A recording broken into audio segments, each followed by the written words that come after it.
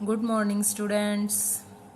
Welcome to YouTube channel of MLP Group of Schools. This is Mona with your subject Political Science, and we have done our part number first and second of chapter number 2, the end of bipolarity. Okay. Today we will do part number 3 of this chapter. The topic is Gorbachev and disintegration. Then introduction जो है Gorbachev के बारे में, Mikhail Gorbachev के बारे में हमने अपने लास्ट लेक्चर में ऑलरेडी पढ़ लिया था. देन गोर्बाचेव जो है एक तरह से जनरल सेक्रेटरी 1985 में जो है यूएसएसआर के बने थे. तो अब हम उसमें आगे उसने किस तरह की जो पॉलिसीज़ थी या किस तरह का इनिशिएशन था यूएसएसआर के लिए वो करना चाहा, वो अब हम इसमें देखेंगे. तो Gorbachev he want to initiated political and economical reforms. उन्होंने अपनी कुछ पॉलिसीज़ के साथ कुछ पॉलिटिकल एंड इकोनॉमिक रिफॉर्म्स करने चाहे. ठीक है, मीन्स उनका मानना था कि पब्लिक जो है एक तरह से बिल्कुल फ्रीडम पब्लिक को नहीं है, किसी तरह का स्पीच या किसी कोई कुछ एक्सप्रेशन जो है पब्लिक अपना नहीं कर सकती है. तो उस बाउंडेशन को ख़त्म करने के लिए गोर्बाचेव ने इस तरह की पॉलिसीज़ अपनाई. ठीक है, तो उसमें उन्होंने कहा कि पॉलिटिकल एंड इकोनॉमिक रिफॉर्म्स के रूप में हम क्या देंगे लोगों को, डेमोक्रेटिक पावर, मीन्स थोड़ी फ्रीडम जो है, फ्रीडम लोगों को मिले. अब क्या हुआ कि हार्डलाइनर्स ऑफ कम्युनिस्ट पार्टी, अब हार्डलाइनर्स जो थे, अब देखो कोई भी पार्टी जहाँ होती है या जब कोई भी लीडर होता है तो एक ऑपोजिशन पार्टी ज़रूर होती है.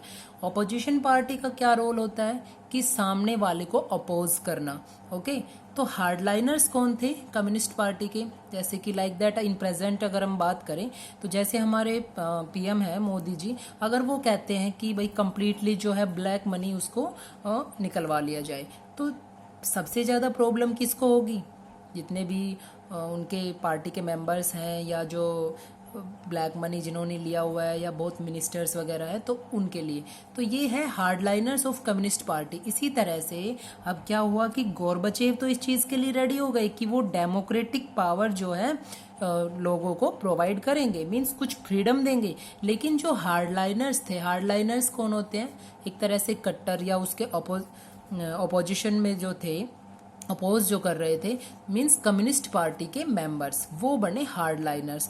तो उन्होंने क्या किया कि इस चीज़ को नहीं, ये ऐसा नहीं होना चाहिए और ये सही नहीं है, उन्होंने गोर्बाचेव को बोला. तो एक्चुअल में हुआ क्या कि जो मिखाइल गोर्बाचेव थे वो एक तरह से वैकेशन मनाने के लिए गए हुए थे. तो जहाँ पे वो गए तो पीछे से जो है इनके पार्टी मेंबर्स आते हैं कम्युनिस्ट पार्टी के, और उन्होंने उनको कहा कि भाई दो ऑप्शन आपके पास है, या तो इमरजेंसी डिक्लेयर करो, मीन्स अपने रिफॉर्म्स जो आप किए हैं, आपने इस तरह से डेमोक्रेटिक पावर्स जो आप है वो वापस ले लो. लेकिन गोर्बाचेव इस चीज़ के बारे में बिल्कुल नहीं सुन रहे थे. या तो वो वापस ले लो या हम में से एक को, मीन्स कम्युनिस्ट पार्टी का कोई एक मेंबर को आप जनरल सेक्रेटरी बना दो, मीन्स आप इस पोस्ट को खाली कर दो.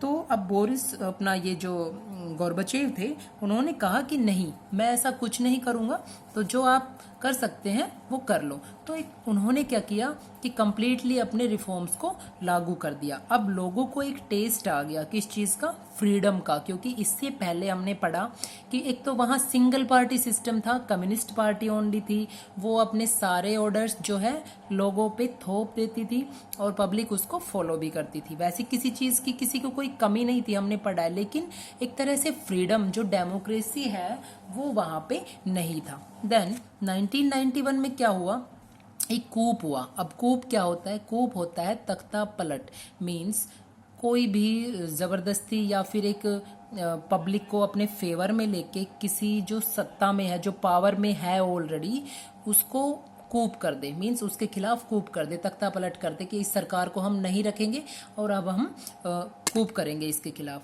ओके, तो एक coup take place in 1991 by communist party hardliners. जो कम्युनिस्ट पार्टी के हार्डलाइनर्स थे उन्होंने एक कूप किया, किसके अपोजिट, गोर्बाचेव, मिखाइल गोर्बाचेव के अपोजिट. उन्होंने कहा कि भाई हम कूप करेंगे, कि भाई हम आपको जनरल सेक्रेटरी के रूप में नहीं रख रहे हैं, मीन्स हम आपका तख्ता पलट करेंगे. तो मैंने आपको बताया था कि जनरल सेक्रेटरी की जो पावर थी वो कम नहीं थी, वो एक पीएम के बराबर ही थी, तो नॉन एज अगस्त कूप। तो ये जो कूप था ये कम्युनिस्ट पार्टी के मेंबर्स ने कर दिया और इसको हम अगस्त कूप के नाम से भी जानते हैं, बिकॉज अगस्त में ये हुआ था 1991 में, ठीक है।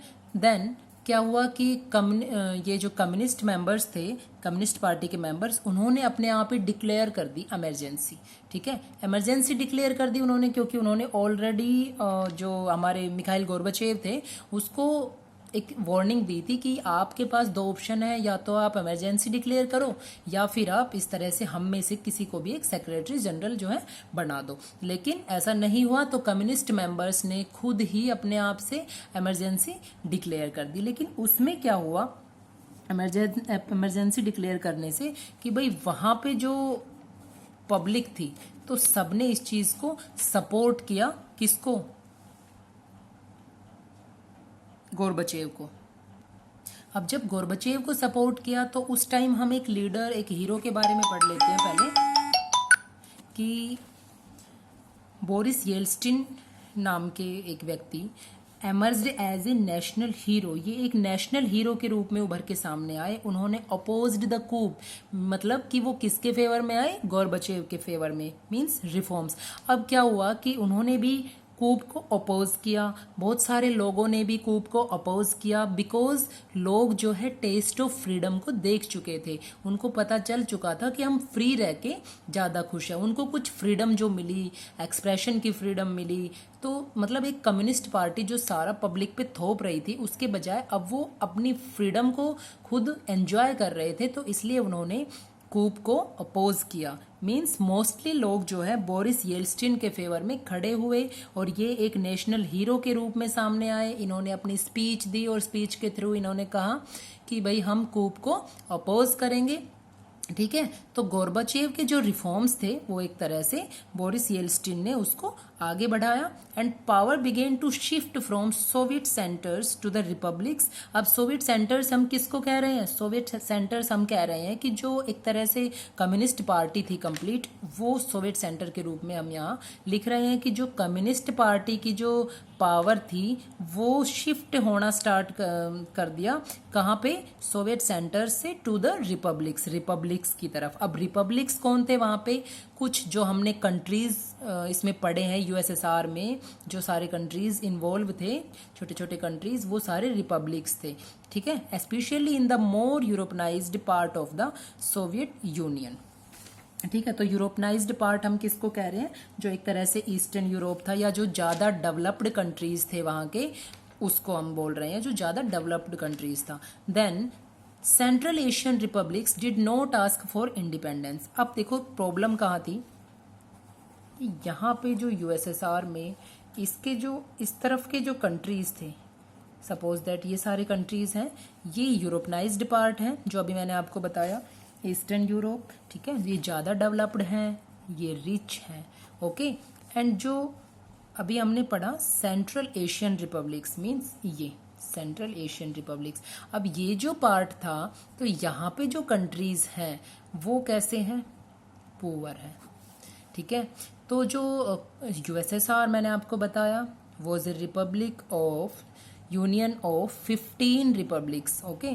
वो एक 15 नेशंस से बना हुआ एक संघ था, ठीक है। तो वहाँ पे क्या हुआ कि इन लोगों ने कहा कि भाई हम यूएसएसआर के साथ ही रहेंगे, wanted to remain with the Soviet Union. इन्होंने कहा कि हम यूएसएसआर के साथ ही रहेंगे, जबकि रिच जो कंट्रीज थे, जो अभी मैंने बताया यूरोपनाइज्ड पार्ट जो था सोवियत यूनियन का, उन्होंने कहा कि हम बिल्कुल अलग हो जाएंगे यहाँ से।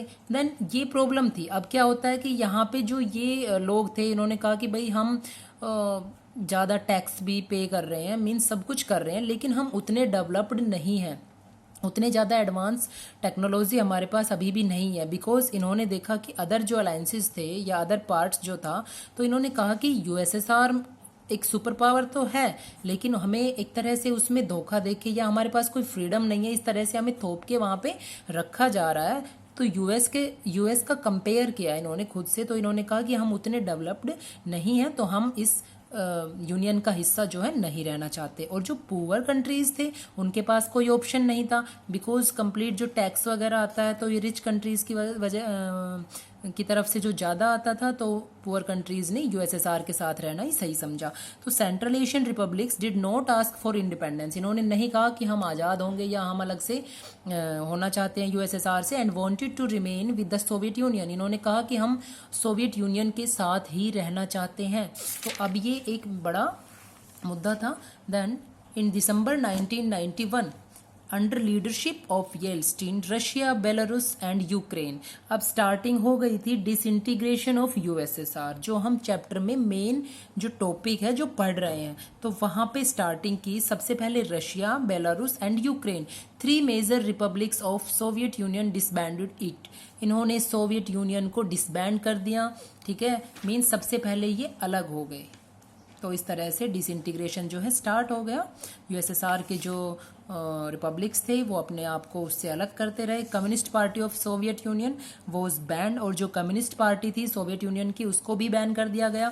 Capitalism and democracy was adopted for post Soviet blocks, और जो कैपिटलिज्म और डेमोक्रेसी थी वो अडॉप्ट की गई पोस्ट सोवियत ब्लॉक्स के लिए, जिस तरह से यूएस में था, ठीक है। तो इन लास्ट हम देखेंगे कि इसके साथ ही हमारा जो कोल्ड वार है वो एंड हो जाता है, बिकॉज कोल्ड वार था किस किस के बीच में, यूएस और यूएसएसआर के बीच में, कोई युद्ध नहीं था। This was a ideological conflict, तो आइडियोलॉजिकल कॉन्फ्लिक्ट था। इधर की जो पॉलिसी थी, जो आइडियोलॉजी थी, वो थी कैपिटलिज्म, एंड यूएसएसआर की कम्युनलिज्म। बट जब यहाँ पे कम्युनलिज्म को कट करके यहाँ पे भी कैपिटलिज्म अपना ली गई, तो सेम कैपिटलिज्म, तो किस तरह का आइडियोलॉजिकल कॉन्फ्लिक्ट, तो इस तरह से यूएसएसआर से सारे जो रिपब्लिक्स थे उन्होंने अपने आप को वहां से हटा दिया, मूव कर दिया, ठीक है, अलूफ कर दिया। तो वो एक यूएस जो है सुपर पावर के रूप में, सिंगल सुपर पावर के रूप में बच गया, और यूएसएसआर डिसइंटीग्रेट हो गया, and Russia became the successor of USSR, ये USSR का सक्सेसर बना, बिकॉज सबसे पहले जो है रशिया ने अपने आप को अलॉफ किया था, अलग किया था, ठीक है। Then this was the story of end of bipolarity. Okay, thank you.